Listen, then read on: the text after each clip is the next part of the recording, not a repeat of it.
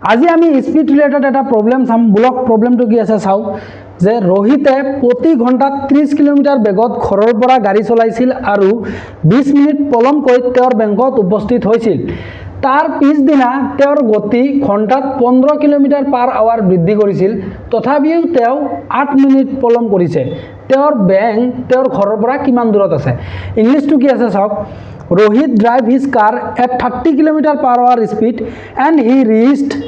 his bank 20 minutes late. Next day he increased 15 km per hour speed. Even he late 8 minutes. How much kilometer far away of his home from his bank? এতে option A চাওক 18 km আছে, option B 35 km, option সি 20 km, option D 27 kilometre. ইয়াতে প্ৰথমতে আপুনি বুজিব লাগিব যে চাওক, ৰোহিতে প্ৰতি ঘণ্টাত কিমান চলাইছে? 30 কিলোমিটাৰ বেগত ঘৰৰ পৰা গাড়ী চলাইছিল, ঠিক আছে। মানে প্ৰতি ঘণ্টাত তেওঁ কিমান চলাইছে? 30 কিলোমিটাৰ, অৰ্থাৎ 30 কিলোমিটাৰ পাৰ আৱাৰত চলাইছিল। ইয়াতে চাওক স্পীডটো কি আছে? Kilometre per hour. প্ৰতি ঘণ্টাত কিমান চলাইছে? 30 কিলোমিটাৰ। ছেকেণ্ড দিনা কিমান চলাইছিল?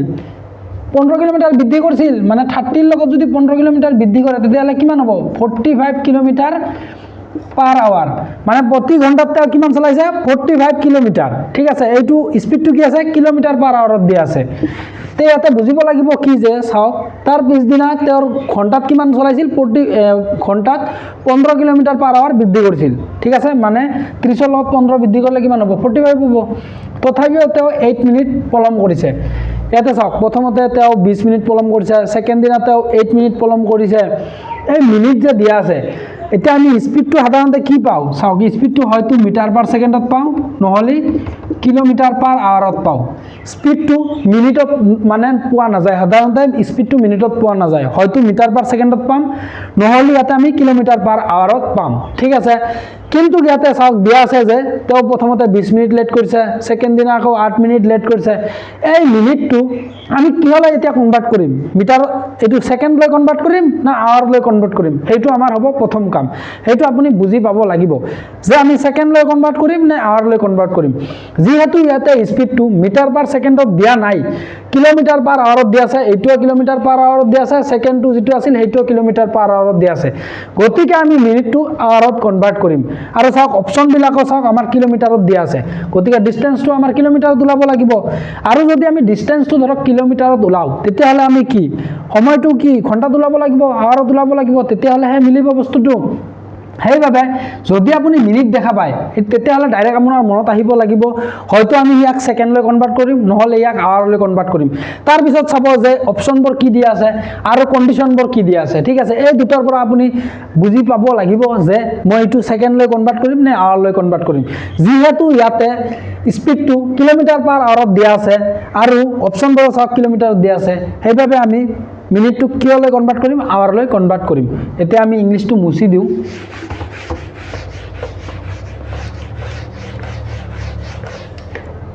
সলিউশন কি কৰিম? গিভেন কি দিয়া আছে? প্ৰথম দিনা 30 কিলোমিটাৰ পাৰ আৱাৰ বেগত যায়,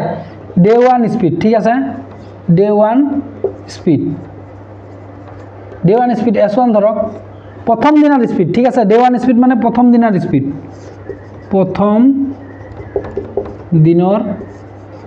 গতি মানে প্ৰথম দিনৰ গতি। ডে 1 স্পীড কিমান আছিল? 30 কিলোমিটাৰ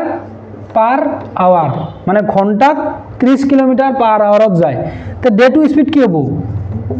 ডে 2 স্পীড মানে দ্বিতীয় দিনৰ স্পীড কি? S2 কিমান হ'ব তেতিয়াহ'লে? যে প্ৰথম দিনাৰ কি আছিল? 30, ইয়াতে কি দিছিল? যে তাৰ পিছদিনা তেওঁৰ গতি ঘণ্টাত 15 কিলোমিটাৰ বৃদ্ধি কৰিছিল,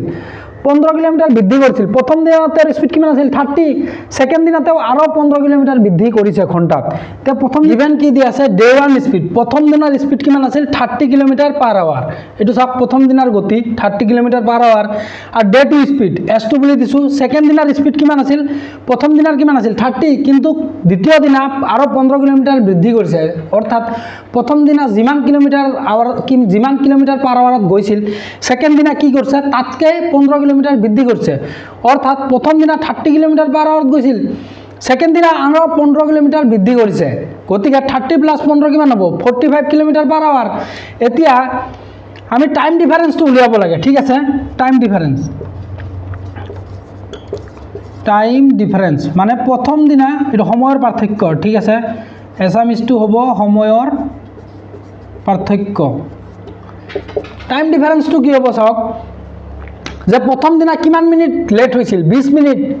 যেতিয়া 30 কিলোমিটাৰ পাৰ আৱাৰত গৈছিল তেতিয়া 20 মিনিট লেট হৈছিল যেতিয়া সেকেন্ড দিনা 45 কিলোমিটাৰ পাৰ আৱাৰত গৈছিল তেতিয়া কি হৈছিল 8 মিনিট লেট হৈছিল তেতিয়া সময়ৰ পাৰ্থক্য কিমান হ'ল যে প্ৰথম দিনা 20 মিনিট লেট হৈছে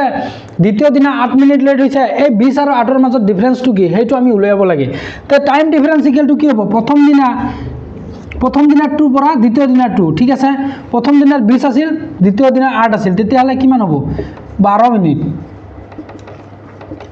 টাইম ডিফাৰেন্স কিমান হ'ব 20 - 8 কাৰণ এটো প্ৰথম দিনৰ সময় মাইনাস দ্বিতীয় দিনৰ সময় তেতিয়াহলে প্ৰথম দিনৰ সময় মাইনাস দ্বিতীয় দিনৰ সময় কৰলে কিমান হ'ব 12 মিনিট মানে সময়ৰ পাৰ্থক্য কিমান হয় 12 মিনিট এতিয়া আমি কৰিব লাগে কনভাৰ্ট কৰিম ঠিক আছে 12 মিনিটটো কাৰণ মিনিটটো হয়তো আৱাৰত ল'ব লাগিব নহলে সেকেন্ডত ল'ব লাগিব কিন্তু আমাৰ ইয়াতে আৱাৰ দিয়া আছে 30 কিলোমিটার পার আওয়ার এটু 45 কিলোমিটার পার আওয়ার গতিকে যেহেতু আমার এইটু ডিস্টেন্সটো কিলোমিটার দিয়া আছে আর সময়টো আৱাৰত দিয়া আছে সেইভাবে মিনিটটো আমি আৱাৰত ল'ব লাগিব নাও টাইম কনভার্ট নাও মিনিট কনভার্ট ইনটু হ'ব এটু নাও minutes convert to hour minute to মানে ইয়াতে এছামিজ টু লিখি দিও মিনিট টু ঘন্টা লৈ পরিবর্তন এটু সব 12 মিনিট টু পাইছো সময়ৰ পাৰ্থক্য কিমান 12 মিনিট অৰ্থাৎ 20 মিনিট টু প্ৰথম দিনা লেট সেকেন্ড দিনা 8 মিনিট লেট 20 ৰ পৰা 8 গেলে 12 মিনিট লেট ইয়াতে ধৰক যেটো ডিফাৰেন্স এটু লেট নহয় এটু ডিফাৰেন্স টু 12 মিনিটৰ ডিফাৰেন্স আছিল কাৰণ প্ৰথম দিনা 20 মিনিট লেটকে গৈ পাইছিল বেংকত সেকেন্ড দিনা 8 মিনিট লেটকে গৈ পাইছিল গতিকে যেটো সময়ৰ পাৰ্থক্যটো কিমান হল 12 মিনিটস এইটো এতিয়া নাও মিনিটস কনভাৰ্ট ইনটু আৱাৰ্স মানে মিনিটটো যেটো আছে হেতু আমি আৱাৰ্স লৈ কনভাৰ্ট কৰিম কিয় কৰিম কাৰণ স্পিডটো কিলোমিটাৰ পাৰ আৱাৰত দিয়া আছে গতিকে ঠিক আছে এতিয়া আমি মিনিটটো আৱাৰ লৈ কনভাৰ্ট কৰিম গতিকে therefore 12 মিনিটটো যদি আৱাৰত কনভাৰ্ট কৰো কাৰণ 60 মিনিটত 1 ঘন্টা তেতিয়ালে 60 ৰে ডিভাইড হ'ব 12 * 12 12 5 * 60 মানে 1/5 আৱাৰ্স ঠিক আছে এইটো যেটো ডিফাৰেন্স আছিল 12 মিনিট টু 60 ৰে ডিভাইড কৰিছো কাৰণ 12 মিনিটক 60 মিনিটৰে হৰণ কৰিলে এটো আৱাৰ লৈ কনভাৰ্ট হৈ যাব ঠিক আছে মিনিটটো আৱাৰ লৈ কনভাৰ্ট কৰতে মিনিটক 60 ৰে হৰণ কৰিব লাগে কাৰণ 60 মিনিটত 1 ঘন্টা সেইভাবে 60 ৰে হৰণ কৰিছো 12 মিনিটক 60 ৰে হৰণ কৰাতে 1/5 পাইছো এটো হল আৱাৰ্স ঠিক আছে 1/5 আৱাৰ্স এতিয়া আমি উলিয়াব লাগে যে ডে 1 আৰু ডে 2 ৰ মাজত যেটো পাৰ্থক্য আছিল হেতু কিমান পালো 1/5 আৱাৰ্স ডে 1 এটু ডে 1 আৰু ডে 2 ৰ মাজত যেটো সময়ৰ পাৰ্থক্য কিমান পাইছিলো 12 মিনিট এই 12 মিনিটটোৱে হল 1/5 আৱাৰ্স এটু হল ডে 1 আৰু ডে 2 ৰ পাৰ্থক্য ডে 1 - ডে 2 ৰ পাৰ্থক্য এটু কি হয় ডে 1 আৰু ডে 2 ৰ পাৰ্থক্য কিমান আছিল 12 মিনিটস কাৰণ কিয় প্ৰথম দিনাৰ কিমান লেট পাইছিল 20 মিনিট লেটকে পাইছিল দ্বিতীয় দিনা কিমান কে লেটকে পাইছিল 8 মিনিট এই 12 মিনিটসটো আমি আৱাৰ্সত কনভাৰ্ট কৰিছো নাও মিনিটস কনভাৰ্ট টু আৱাৰ্স মানে মিনিটটো ঘন্টালৈ পৰিবৰ্তন তেতিয়ালে কি হ'ব 12 মিনিটটো যদি আমি আৱাৰ লৈ কনভাৰ্ট কৰো তেতিয়ালে 12ক আমি 60 ৰে হৰণ কৰিব লাগিব কাৰণ 60 মিনিটত 1 ঘন্টা হেভাবে 12ক আমি 60 ৰে হৰণ কৰিছো তে 1/5 আৱাৰ্স পাইছো এইখিনি হৈছে যদি স্ক্ৰিনশ্বট মাৰি লওক এতিয়া আমি এই যেটো 1/5 আৱাৰ্স পাইছো এইটো হল প্ৰথম দিনা আৰু দ্বিতীয় দিনাৰ এইটো সময়ৰ যেটো পাৰ্থক্য হেতু এতিয়া আমি মানে সলভ কৰিম আগৰ প্ৰসেসটো কৰিম এতিয়া কি হ'ব late d be the distance let d be the distance ঠিক আছে in কিলোমিটার ধৰা হল এতিয়া আমি ধৰা হল d টু দূৰত্ব বুলি ধৰি লৈছো d ক আমি কি বুলি ধৰি লৈছো দূৰত্ব বুলি ধৰি লৈছো আৰু সেই দূৰত্বটো কিলোমিটাৰত ধৰি লৈছো কাৰণ আমি কি উলিয়াব লাগে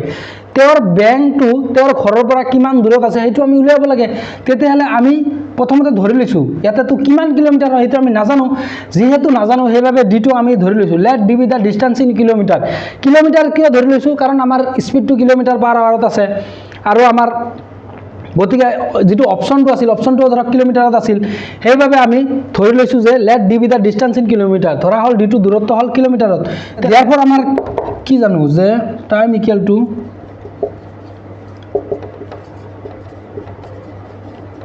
ডিস্টেন্স বাই স্পিড এতিয়া চাওক আমি ধৰি লৈছো যে let D be the distance in kilometre kilometre ধৰি লৈছো ধৰা হল ডিটো দূৰত্ব কিলোমিটাৰ ঠিক আছে therefore আমি কি জানো যে time equal to distance by speed কাৰণ কি আছিল speed equal to distance by time তে টাইম ইকুয়াল টু কি হ'ব ডিস্টেন্স বাই স্পিড এইটো আমি এইটো ফৰ্মুলা কিয় লিখিছো টাইমটো ইফালে কিয় ৰাখিছো কাৰণ ডিস্টেন্সটো আমি ধৰি লৈছো আৰু আমাৰ স্পিডটো দিয়া আছে তেতিয়াহলে আমি টাইমটো তে পাই যাম তে কাৰণ এইটো এনেকুৱা অংকৰ যেতিয়া ধৰক দুটা স্পিড দিয়া থাকিব আৰু ধৰক এইটো পলম হ'ব কাৰণ ঠিক আছে কাৰণ প্ৰথমটো 30 কিলোমিটাৰ পাৰ আৱাৰত গৈছিল তেতিয়া কিমান মিনিট লেট হৈছিল 20 মিনিট আৰু সেকেন্ড দিনা ধৰক 45 কিলোমিটাৰত গৈছিল তথাপিও 8 মিনিট লেট হৈছিল তাৰ পিছত এই সময়ৰ পাৰ্থক্যৰ এটা ফৰ্মুলা আছে প্ৰথম দিনৰ সময়ৰ পৰা দ্বিতীয় দিনৰ সময়ৰ বিয়োগ কৰিলে যেটো আমাৰ টাইম ডিফাৰেন্স পাইছিলো 1/5 আৱাৰ্স এটো হল ফৰ্মুলা এই ফৰ্মুলাটোৰ পৰাই আমি যেটো আমাৰ ডিস্টেন্সটো হেতু আমি উলিয়াব পাৰো কাৰণ এইটো আমি টাইমটো কিয় লিখিছো কাৰণ এতিয়া আমি ফৰ্মুলা পুট কৰিম সেইভাবে এটা ইয়াৰ পিছত যেটো ফৰ্মুলাটো লিখি আছো হেতু আপোনালোকে মনত ৰাখিব therefore আমি ফৰ্মুলাটো লিখিম টাইম টেকেন অন d1 মানে প্ৰথম দিনৰ যেটো টাইম টেকেন অন ডে 1 দিলে হ'ব day 1 minus time taken on day 2 equal to কিমান আছিল 1/5 আৱাৰ্স আছিল এটো হল ফৰ্মুলা ঠিক আছে এই ফৰ্মুলাটো মনত ৰাখিব এটো সব টাইম ইকুয়াল টু কি ডিস্টেন্স বাই স্পিড পাইছো এতিয়া আমি therefore এটো হল formula time taken on day 1 day 1 ত কিমান সময় লাগিছিল হেতু minus time taken on day 2 day 2 ত কিমান সময় লাগিছিল হেতু ইকুয়াল টু কিমান পাইছো 1/5 আৱাৰ্স কিছু মানে ক'ব যে 1/5 আৱাৰ্স কত পালে এটো সব এটো হল ফৰ্মুলা যে টাইম টেকেন অন ডে 1 প্ৰথম দিনৰ লগা সময় ঠিক আছে এটো এসামিসটো লিখি দিছো প্ৰথম দিনত লগা সময় মাইনাস দ্বিতীয় দিনত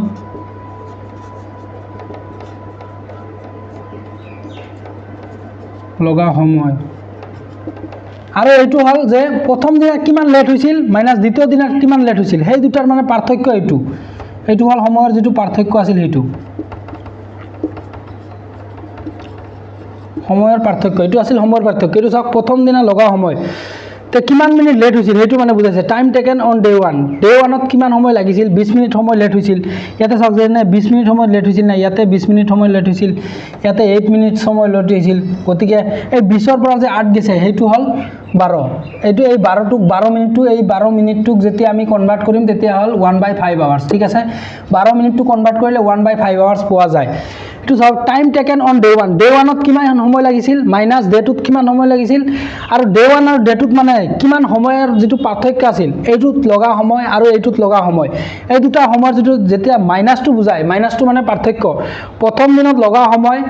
টু দ্বিতীয় দিনত লগা সময়টোৰ পৰা বিয়োগ কৰিলে যেটো আমি পাম হেতুৱে মানে পাৰ্থক্য ঠিক আছে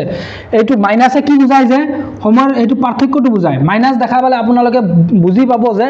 এইটো মানে পাৰ্থক্য বুজাই আছে ডিফাৰেন্স বুজাই আছে ঠিক আছে তেতিয়ালেহে আমি ইকুৱেলৰ এইটো সাইডত লিখিব পাৰিম কিবা এটা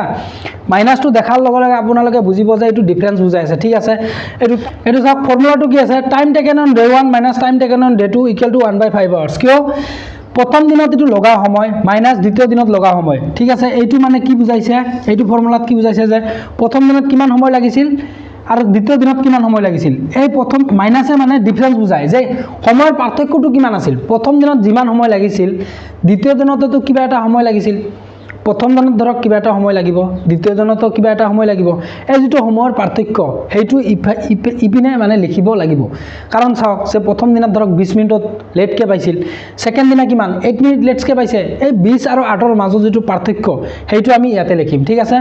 ইয়াতে টাইম টেকেন অন ডে 1 মানে ডে 1 ত লগা সময় time taken on day 2 day 2 ত লগা সময় প্ৰথম দিনা সময় যিমান লাগিছিল আৰু দ্বিতীয় দিনা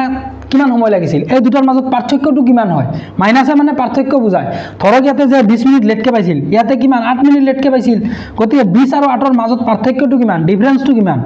সেইটো বুজাইছে মাইনাছে প্ৰথম দিনা যেটো লেটকে পাইছিল সেইটোৰ পৰা দ্বিতীয় দিনা লেটকে পোৱাটোৰ পাৰ্থক্যটো কিমান সেইটো আমি এই সাইডে লিখিম ইয়াতে 12 মিনিট হয় 12 মিনিটটো যেতিয়া আমি আৱাৰত কনভাৰ্ট কৰিম তেতিয়া এটো কি হ'ব 1/5 হ'ব ঠিক আছে এটো লিখিলো তাৰ পিছত time taken on day 1 day 1ৰ কাৰণে কি পাম স্পিড ইকুয়াল টু কি হয় ডিসটেন্স বাই টাইম কিন্তু আমি এটা টাইম উলাই আছো টাইম ইকুয়াল টু কি হ'ব ডিসটেন্স বাই স্পিড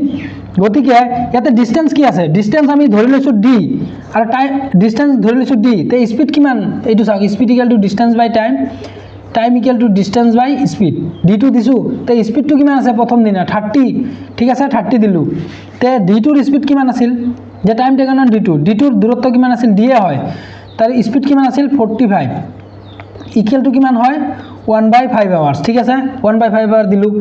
তাৰ পিছত এতিয়া চাওক তে 30 আৰু 45 ৰ লসাগু কিমান এলসিএম কিমান 90 এটো 90 দিলু